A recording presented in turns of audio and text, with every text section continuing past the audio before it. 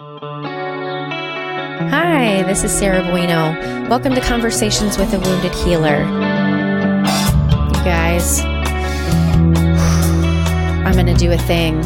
I'm going to do a thing that I don't want to do, but now being in this realm of podcasting and marketing, I'm realizing I have to do, and I'm trying to do it in the most authentic way possible because that's kind of the only way I know how to move through the world. But I'm going to do the thing where I say, please subscribe to our podcast on iTunes and or follow us on Spotify and or potentially rate the podcast and or like us on Facebook and all that kind of stuff. I say that and it feels gross. I'll tell you why it feels gross, because when I was a kid and I was in musical theater and show choir and all that kind of stuff, I got the message from my mom. Well, first of all, I struggled in relationship with other people. And I, at that time in my life, really struggled with self-worth and self-esteem. And so that was part of it. You know, a lot of times we react to our own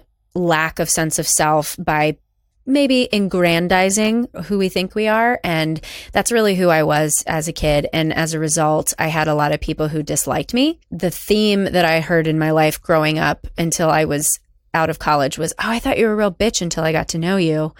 And my mom would always say, oh, people are just jealous of you because you're so talented. So I had this really gross feeling about, I guess, publicizing myself. I really struggled with, how do I show up and own my authentic talents and not seem narcissistic? And it's something that is a very deep wound for me and something that I continue to hit up against. So when I realized I was going to need to start asking for some of these things, I felt like, holy shit, do I really have to? And I think I do. So if you like what you're hearing and you're enjoying the podcast, I would appreciate some likes, some comments, some reviews on any of the platforms that you listen. I really do want to share the message that we share on this podcast with as many people as we can. I've been getting the feedback that this is helpful, and so I want it to be as helpful to as many people as possible. And in order to do that, I need your help. So thanks for listening. Today's guest is extraordinary and so special. I was crying half the time that I was interviewing her and was trying not to be like all up into the microphone. So today I interviewed Susan Lipshutz, who is my therapist. I've been seeing her for, oh my God, I should look at the calendar because I would almost bet you it's been 4 years to the day. I'm going to check that out and let you know on the outro because I'm going to guess that that would be crazy. That's exactly what it is. So Susan is a licensed clinical social worker and a sacred feminine activist with more than 30 years of experience teaching and practicing integrative psychotherapy. She's devoted to building intentional communities that reawaken and integrate the divine feminine into daily life. Susan combines the ancient wisdom of our grandmothers with her own powerful teachings, attuned to the complexities of modern life. She's the founder of Everyday Medicine Woman, offering workshops, meditation courses, and retreats around the world. And you can learn more about Susan at www.everydaymedicinewoman.com. I'll also be posting all of her links on the website. You know, I follow her on Instagram and on the Facebook groups and all sorts of things. And when I'm with Susan, it's so hard to put a finger on things. It's so great when she talks and can actually put words to the experiences that she creates, because when I'm in her presence, I feel just wholly loved and seen. And, you know, growing up in a household where I didn't feel like I was authentically seen, the therapeutic relationship that Susan, you know, brings and builds in the room has just been so transformative for my heart and soul. And, you know, I have my own spiritual wounds from, you know, my childhood and my upbringing in the church. And the way that Susan has helped me really, I guess, put aside some of those wounds and to step into my spiritual beliefs in my own authentic way. She just you guys, she's just magic. And I am really excited to have you hear her interview. And we've already decided we're going to do a part 2 because there were some things that she talked about that I was like, ooh, I want to know more about this, but I know you have to go. So please enjoy what is definitely going to be part 1 of who knows how many part series of Susan Lipshutz. Enjoy. Well, hello, Susan. How are you? Hi, Sarah. I'm wonderful. Wonderful. That's awesome. Mercury retrograde hasn't got you down too bad? I'm rolling and flowing with it. And I liberally make all excuses. Yes. Everything that goes on in my life right now till the 15th of April, which coincides with tax day, is affected by Mercury retrograde. So I'm surrendering. I'm surrendering control. Okay. I'm going to surrender too then. And hopefully we won't have any technological issues. So welcome to Conversations with a Wounded Healer. I am so excited to be interviewing you. I am overwhelmed with delight. So thank you for being here. Truly, it's my pleasure. And it's a joy to work with you and such a beautiful experience. And I really feel honored that you asked. So it's wonderful. Again, that's my word for the day. Yay. Wonderful. Well, let's jump right into the wonderfulness then. Do you mind sharing a bit about who you are and what you do? Absolutely. And I was talking with you before that, when you interview someone who has a longer journey, meaning I'm an older person, we have a longer story. So I'm going to try and be as succinct as I can. I kind of look at my work, my professional work, as like a tree with branches. And as most trees do, the branches grow over time. So what began as more of an experience of working post MSW in a professional way and building that in a more traditional format and paradigm and platform quickly accelerated with all of my varied, I would say beyond interests, but callings and points and strong feelings and what was going on in the professional and collective world right then that was happening, which was incredibly exciting when I was coming on the scene. And then everything sort of colliding into really moving out from that particular paradigm, outgrowing it and it breaking around me and having to sculpt and cultivate something that I felt was as authentic and more than that, could really provide for the clients that were coming in a way that I felt was more fulfilling for their potential to get them out of survivorship into more of a thriving and what that required and meant for me to do that. But I think it was also coinciding and really was born out of my own emergence at a really deep soul level. So it was all cultivated from there. And so what's grown out of that over the years is now it's been hard to language what I do, and I still struggle with it a little bit. But I would call myself an integrative psychotherapist is just the way that I approach it, because the integrative rather than holistic allows a sense of not only are we embracing everything, but we want it all to start to speak to each other and to be aligned and kind of threaded together or woven by the essence of ourself. And so I have that at an individual level. And so what goes on in that space is very collaborative. It's a creative space. It's a deep dive that we do together that the individual brings all of themselves into. And I think I help organize and bring perspectives and open up vision and do some elements of unpacked trauma work and grieving. Yes. And then a lot of mentoring, but I wouldn't say mentoring in a thought field way, but it's mentoring at a spiritual level of who are we becoming. And so I bring in a lot of cross-cultural work that I've done as ways of seeing healing and seeing ourselves connected to our lives and opening up and using different kinds of visionary and evolutionary tools I would call like astrology and Akashic record readings and different indigenous principles, philosophies, teachings, and so forth, earth honoring, spirit, nature, human. So I do that individually. And then I found that because we don't heal in a vacuum, we heal and we live in a community. And so that sense of how do we start to do that in a way, because a lot of times we come from families or our work systems or whatever that don't mirror our evolution. And so we need a space to feel really safe and a space to feel well held and a space with like-hearted kind of individuals where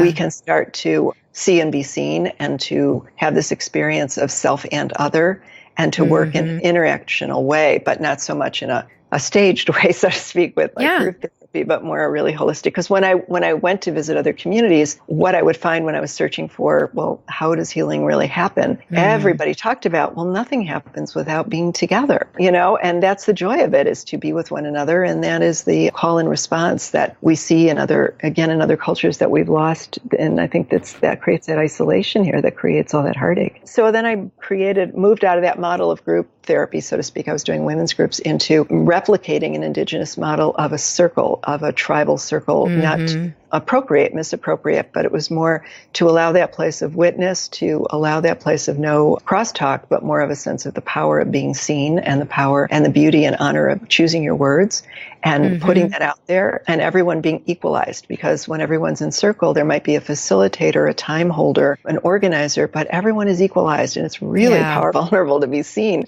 So I create intentional communities to do all of my teaching and all of my interactions. And so it's really quite profound within an hour how you can create an intentional community, or a weekend or a week or whatever it might be. So that's Everyday Medicine Woman, which is the umbrella for the business that I'm always reluctant to own and call as a business, which I think is the biggest shadow side, is that all these years, I've been in private practice for over 30 years, probably 35, but to really say that is a business. And one of the things I love, and I'm learning so much from my younger sisters, is that in the business and so forth, is that everybody claims their business self, their business identity so much more quickly. And being a Capricorn, you'd think I'd get that down so I can work it. But, to say, hey, I've got a business and it needs to have that kind of authenticated platform, and working with all of that, it really never done. And, I do it, but I don't do it in that embracing kind of way. But it is. And so Everyday Medicine Woman is the umbrella of all of the collective work that I do in that way. And it's been beautiful. And then I have another branch where I officiate weddings, which I've come to really love, and officiating some rites of passages around other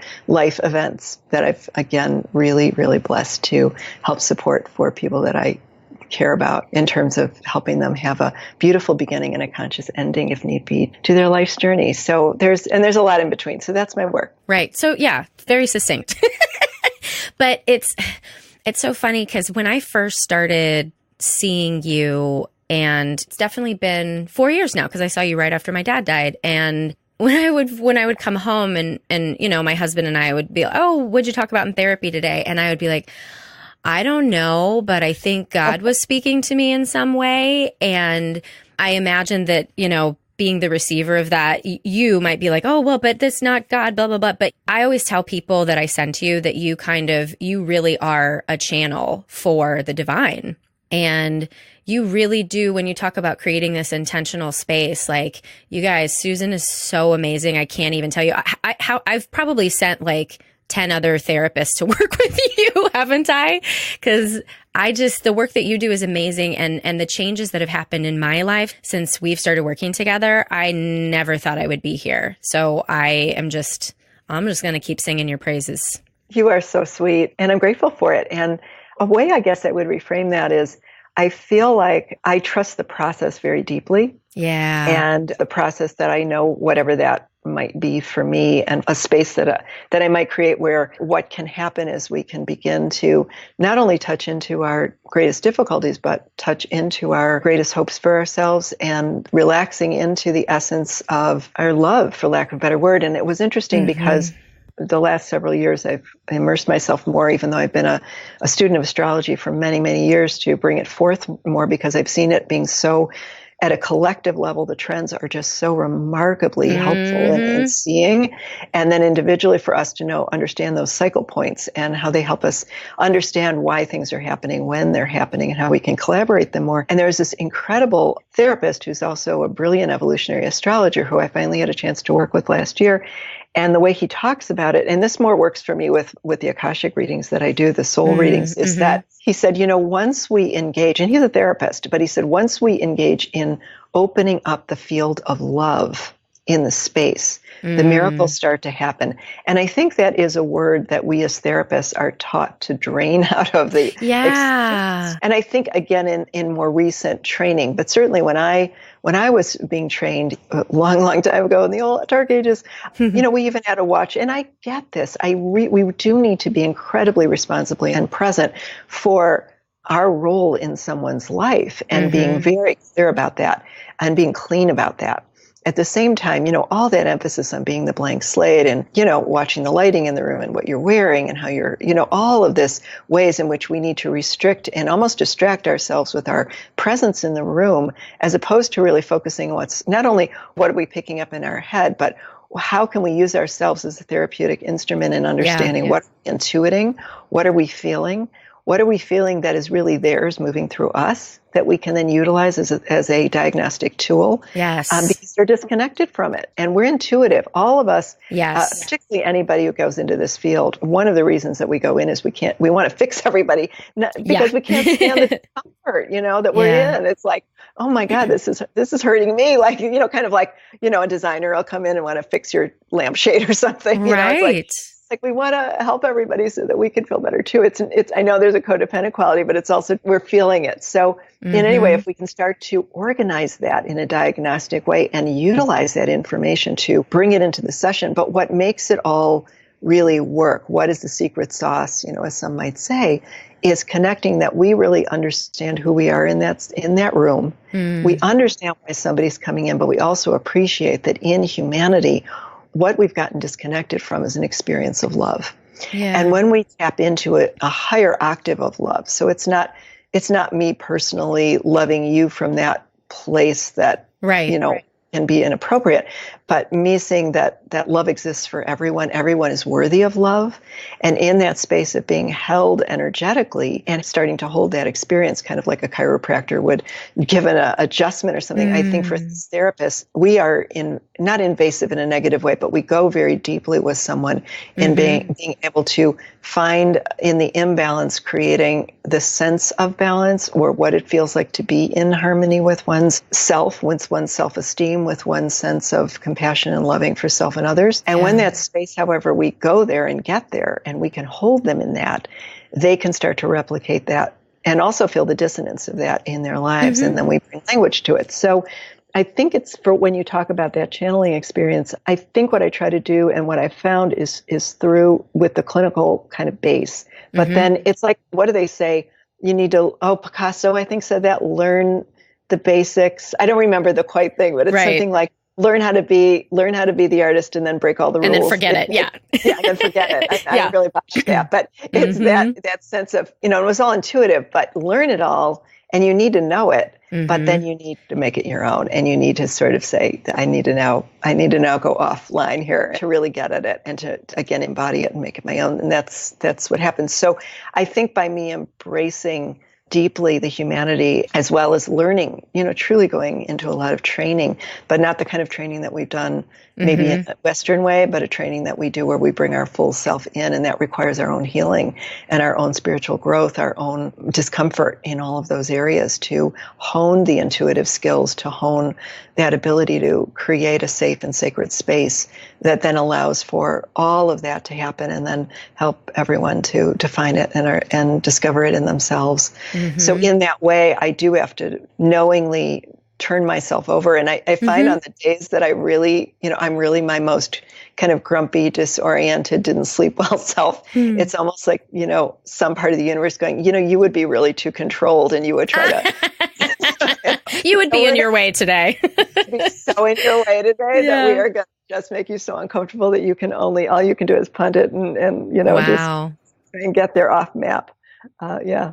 Oh, that's so cool. And, as you were talking about that work of self, I mean, I think that's what I've been most frustrated with in, being a therapist and facilitating trainings and doing all that, is seeing so many people who really struggle to step into their own work. And so, I think this is a good segue into this wounded healer piece for you. You talked about having a spiritual awakening of your own that kind of, I think, carved out a little bit of this path for you. Whatever you feel comfortable sharing about that experience, I think would be really, really helpful to the listeners. Sure.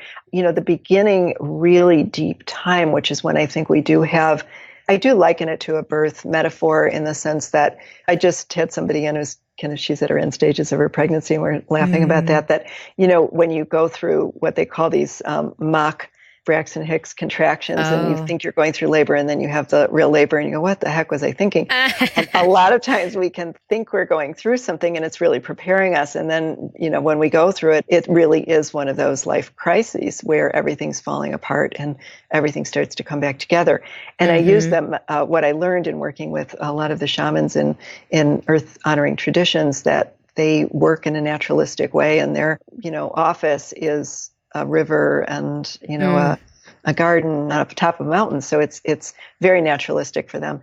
But the sense of if you're weaving and the weaving isn't the pattern you want, you can't keep weaving it. You have to take it apart and weave it from the beginning again. And or if you've planted something and it's not growing right, you have to tool the soil and get everything out and start, get it right. So I think it's that same way of we keep thinking we can really elegantly, kind of create our own experiences of growth. And we can do that to some degree, but it's truly collaborating with life crisis, real life crisis. That is the rite of passage that we all go through, that then, we learn so much about ourselves and it kind of redirects our life at the same way. So for me, I had all of those interests. I was very, very early on, getting my cards read and tarot and my palms and all that stuff. And working as a therapist and more, before that, even just kind of going on track into what I thought my life was going to be like. But then what ended up happening was, and I wasn't somebody who wanted, per se, not wanting, but just I was in my own career thing. And I was married newly, and it was like, I woke up one day, I was like, I was supposed to have a child. And it just became this intuitive driving thing, like, almost like the baby whispered in my ear. And so I was very fortunate and I got pregnant. But through it, I started to find myself really feeling strongly about natural childbirth things. And in those days, it wasn't like, the candlelight doula playing cool music. It was like you and the doctor. It was a very different experience. But my point being, when I went through this experience of having this baby, and it was completely out of control and really scary and hard and all those things. It was actually a pretty easy birth. But through the birth, I fell in love. Like 4 hours later after the baby was born, it was like that moment where you're out of it. And my daughter was brought to me. I'd never felt love like that before. I thought I had, but I've never. At the time, I couldn't articulate heart chakras. I couldn't articulate all this. I felt like Dorothy and the Wizard of Oz, where I was in black and white, and suddenly the world was in color. And that's just my truth. And so when I went through that, having that heart opening, everything changed. So soon after that, and I went through whatever it took. So I was adamant about nursing and adamant about no formula. And so I'm carrying in my rented pump and doing all that stuff while I'm seeing people. I went back to work at a month. Oh my gosh. I practiced. I know, but I was so committed into this idea of my practice needed me and everybody in there, and it was this murder thing, like no one can survive, even though of course I did all that coverage and I did an incredible job. I researched it. I did all the work with everybody, but I did put myself in the equation. I guess where I'm going with that is pretty soon into the work, I started to hear things and see things in my sessions. And so I was already working with this incredible spiritual teacher, Sonia Choquette, who's now internationally known. But at the time, I was basically getting readings from a couple years before that with her in her kitchen, and she was still working as a flight attendant. And so we kind of grew up together in those ways. But so she was already learning some things, and she was saying, oh, you're channeling. And so I really had to go into it because it was so kind of frightening to me. Like, how was I going to tell people one of my supervisors were their right. Like, where was I going with this? It was scary, but it was also really beautiful. And I had these breakthroughs with people that I would have never gone through had I not had this happen. So I just went with it. So it was a beautiful time, but it was also a very chaotic time because I couldn't understand, nor could I get on top of everything that was happening. It was very heart-centered, it was very intuitive, and it was very, in some ways difficult. So where I'm going is it just continued, because these extraordinary experiences happen. I could go deeper with people. I had, I think, bigger, as I say, breakthroughs. I was also having this deeper experience of myself in the world, but the life that I created so meticulously was also beginning to sort of crumble, like I created that with in my marriage. And this professional persona that I was so proud of was just not, it was too limiting. It was like a serpent shedding her skin. I was starting to, get smothered by it. So it was a difficult time. I had another child. My mother died 6 months later. And so I think what I'm saying is all the professional accreditations I had on my wall were not helping me through this. I had to really find a way to make sense out of. And I'd say when my mother died is when I went through the dark part of the cave, with even having the kids, these things. It was like, oh, isn't this cool? All these things are happening and I'm growing in this new element in my life. It felt really beautiful, even though it was hard. But this other place felt really painful. And that's where I had to search for, how do I make sense, not just of the spiritual things that were happening, but face this notion of a God consciousness that I, quite frankly, didn't particularly believe in. And that's when... Really? Yeah. Wow. That is surprising to me. And how amazing. Wow. Yeah. When I was younger, so this gets back into my little feminist card carrier experience, was when I was in about third grade, I think it was, or younger. I think I was like 9, and we were in the temple, and I said, why do they say God's a man? And she said, I don't know. Let's go ask the rabbi. So I said to the rabbi, why do you call God a he? How do you know it's a he? And he looked at me and he said, why don't you talk to my wife about that? And I thought, you know what? Well, your wife is not my spiritual leader. I thought this as a little, kind of cocky 9-year-old. Yeah. You know what? Screw you. Like, if you can't answer that question, I can't come here. And it took a little while to extract myself out of there, but I saw some things happen in my family, and it just was like, I don't know, this God's not working for me. I just really walked away from, I still loved the traditions and the culture, and it was the culture of my grandmother, who I adored, and it was a sense of family and home, but the religion did not do it for me. So I really felt a schism in that way. So I could perceive that. And that's why I have a lot of empathy for people when I talk with them and say, it's about having a force of something that you can have faith in, that is larger than you, that is a pure love source. That's where we want to get to. Because it's going to be a leap of faith to believe in yourself. It's going to be a leap of faith that you can go deeper than your family experience. You can trust in a way that you couldn't trust there. How are you going to do that? We have to get a wider, bigger net. So that was when I faced that. So where I'm, getting at is I kind of feel like I had all these parts of the beliefs, of the awakening, of the principles, but they were all living in separate parts of myself. And when I had this child, it sort of, it was almost like, when they say, how did you create this incredible candy or something, or, and they go, well, actually I tripped. I was having it all in my hands and pushed it up and it made something. It's like, that's what happened. Everything sort of collided. My worlds collided. And then I could do nothing else except surrender to it and then try to make sense out of it. And it took me a lot of work, including a divorce, to get myself through the other side of the first 5 years. And then I could say, you know what? I'm ready to actually become a student of a spiritual practice. And then I had to find my teacher. And that was a whole journey in and of itself. And then on and on and on. And they say, the greatest compliment you can give a teacher is to outgrow them. And so it's been this journey of, that just hurt my heart. Because that means one day I'm going to have to move on from you. And I don't want to ever think about that. I look at it as we walk together. We just walk together in a different way.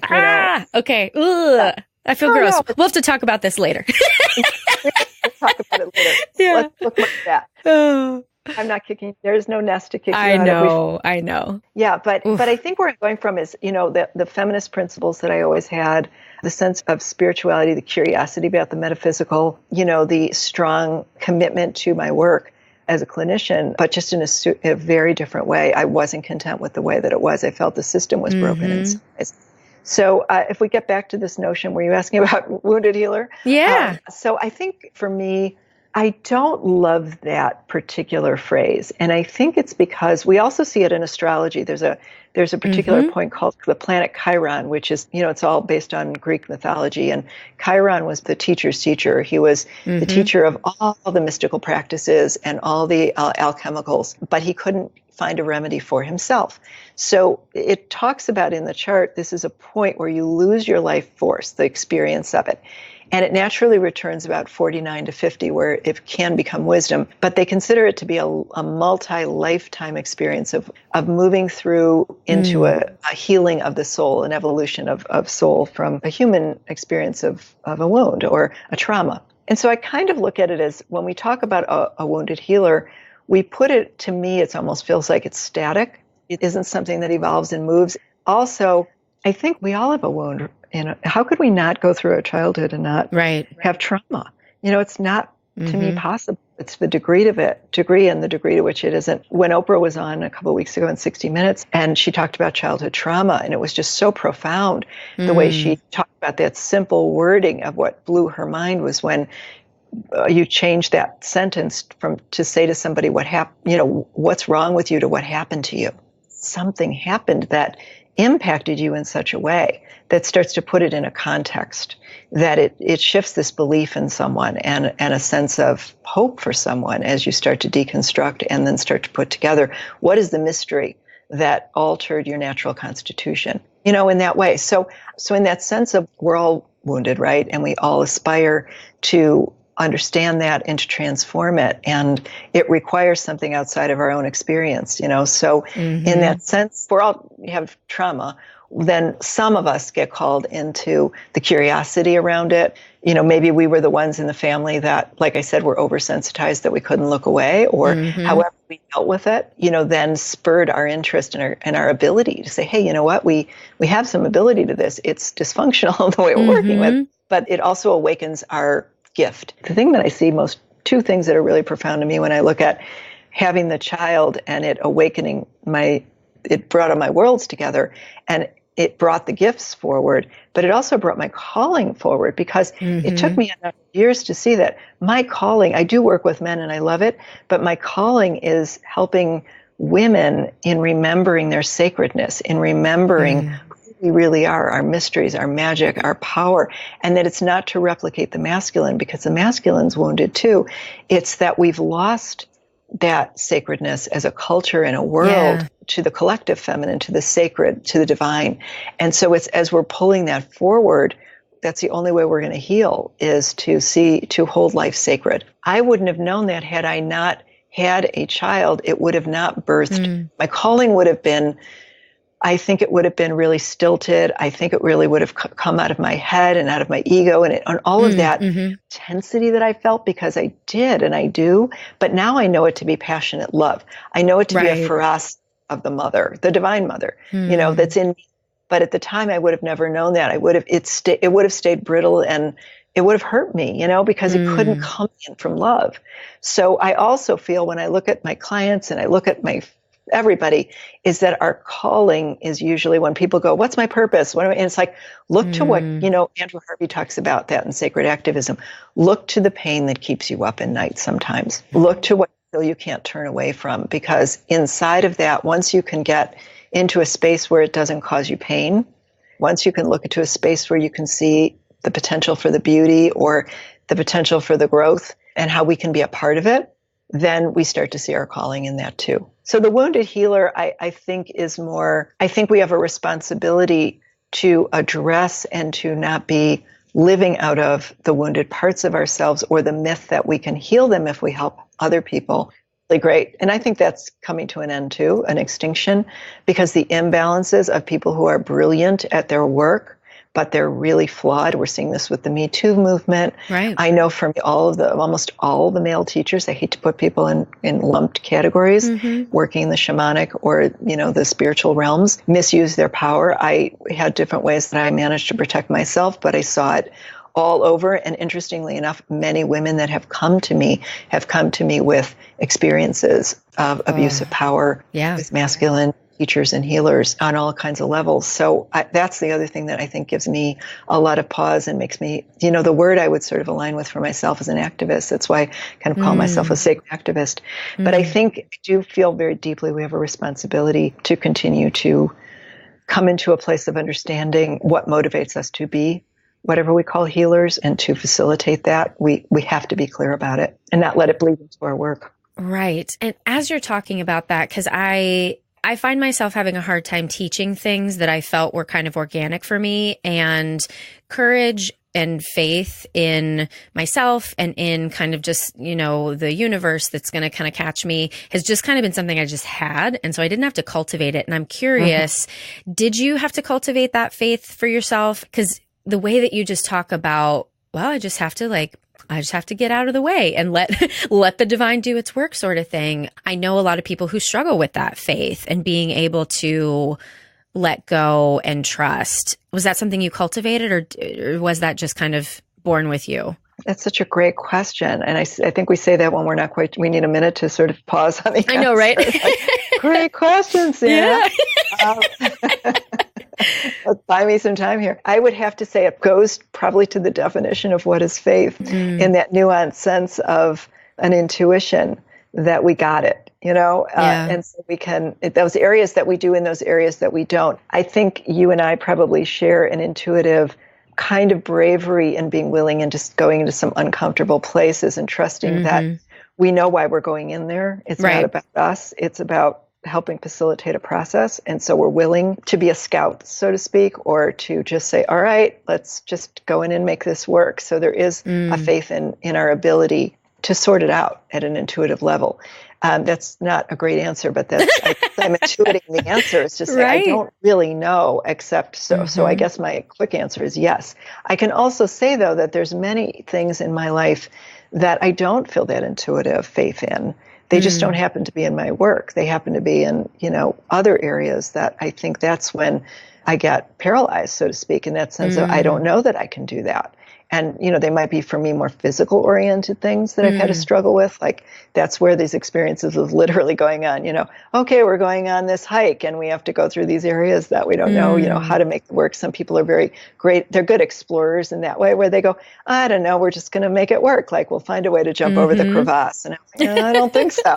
So I think I have that sense it's just more as it relates to this level of, with people, with the interactive, with the us, with I can get you through that because I believe in it. That's the only way I can say it, is faith is something we believe in is the absence of evidence. And I have it as it relates to, the discovery for other people. And I think elements of myself. I had that in my youth. And I think that's why I was able to hustle my career the way I did, is I did believe in myself beyond that in a way that I should have in some way.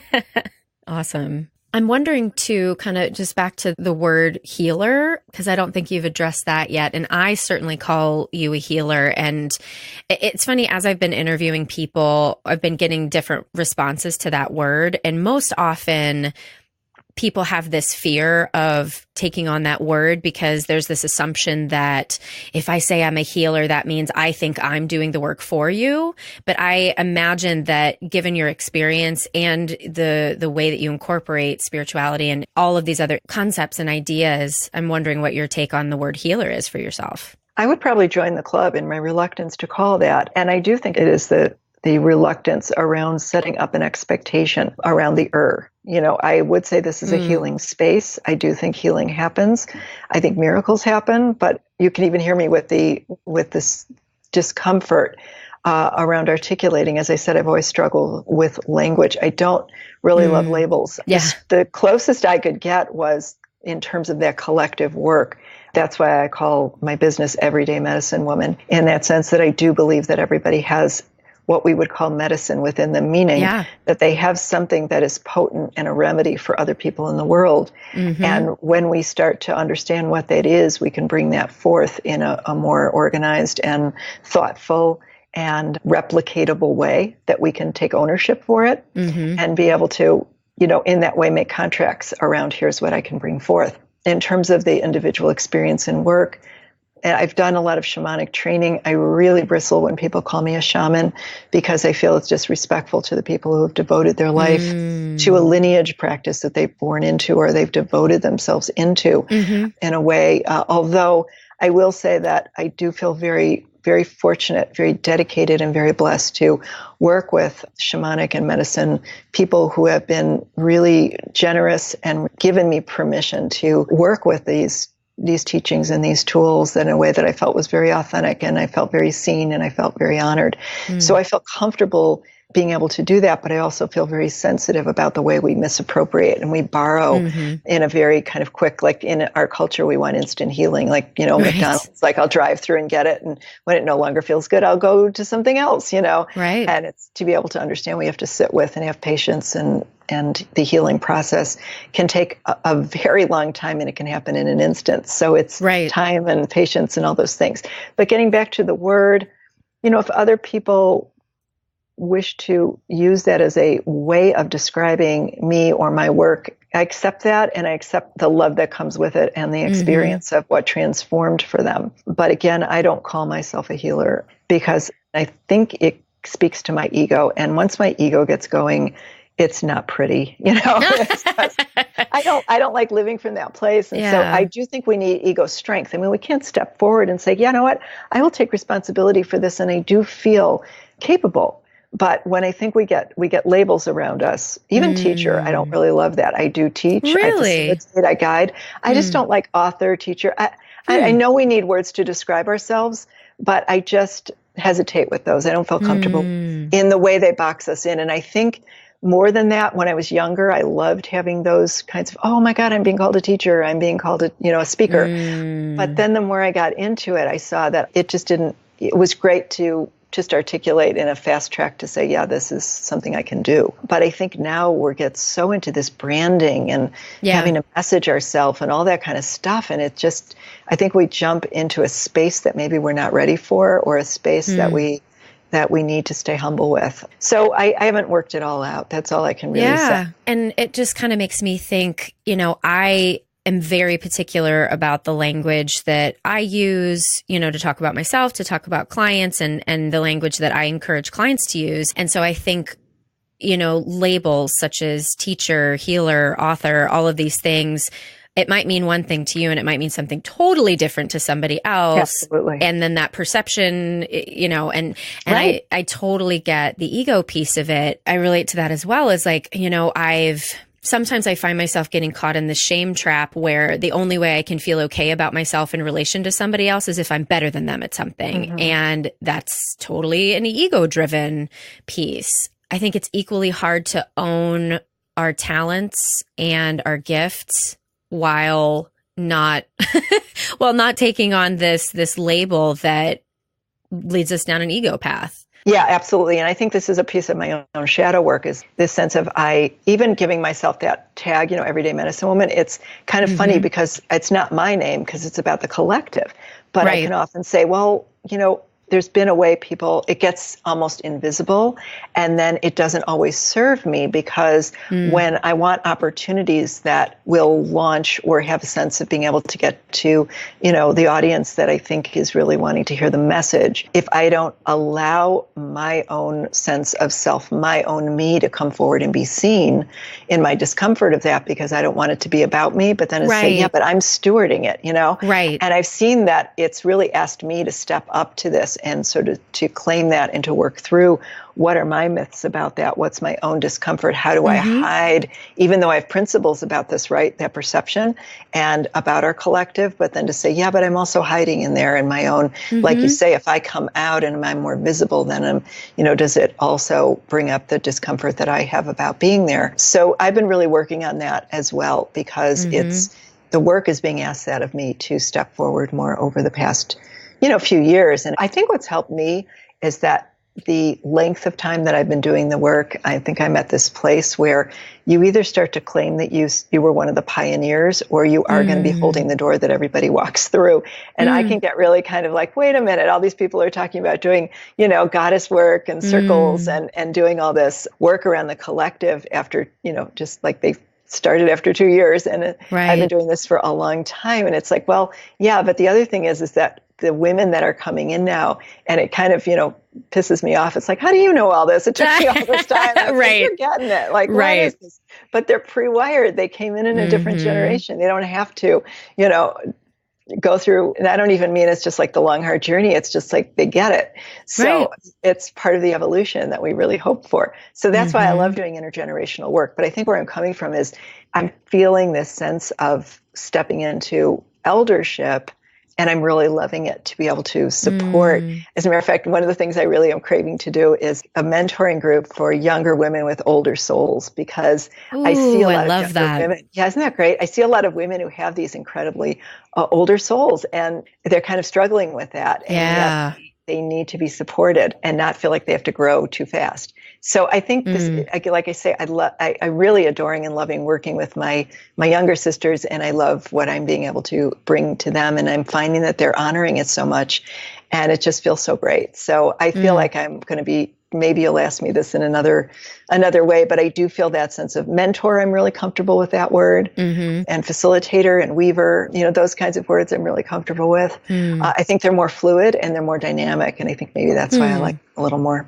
Interesting. This question just kind of popped up for me out of nowhere, and it's not on the list of questions. So where do you go to do your work now? Like, who helps you after you've been in the field for this long? Most of the time, to be honest, I do work with more integrative practitioners. So I work with people who are, and it's funny, I say I don't like to be called a healer, but I do find that the people that I work with, whatever their training has been, I can only say they're true healers. They animate the work, like in their combination. So I usually work with people who have a combined ability, whether they need to start with what I'm saying or they need to work with where my body is. Like I know a lot of times my body is holding what I can't get to. Yeah. And so I need someone to speak that language and build those bridges and translate my body, translate my emotions, help me get to that places that I can't. So I find that there are certain times certainly where really masterful, what I mean is just really intuitively